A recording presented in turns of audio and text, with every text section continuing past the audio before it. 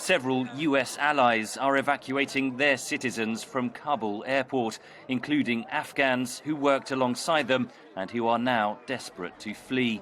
Many G7 leaders implored US President Joe Biden to extend the August 31st deadline for the withdrawal of US troops. But in a televised address after the virtual summit, the president made it clear the US is sticking to the timetable. The sooner we can finish, the better. Each day of operations brings added risk to our troops. US firepower is vital for the evacuation operations, says analyst Andrew Bell, who served with the US military in Afghanistan.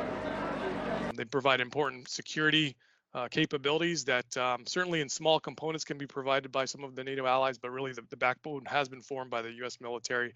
And for the mission to continue, really would rely on the capabilities brought by the American military. The Taliban also says they will not allow any extension of the August 31st deadline. So US allies say they will have no choice but to follow that timetable.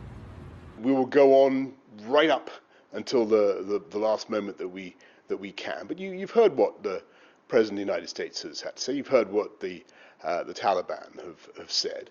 Johnson said G7 leaders had agreed a common future approach. A roadmap for the way in which we're going to engage with the Taliban, as it probably will be a Taliban government in Kabul. Several G7 nations pledged financial assistance. The European Union has set aside $1.2 billion for Afghanistan. It is frozen until we have solid guarantees and credible actions on the ground that the conditions are being met. There are European concerns over the longer-term consequences of the Western withdrawal.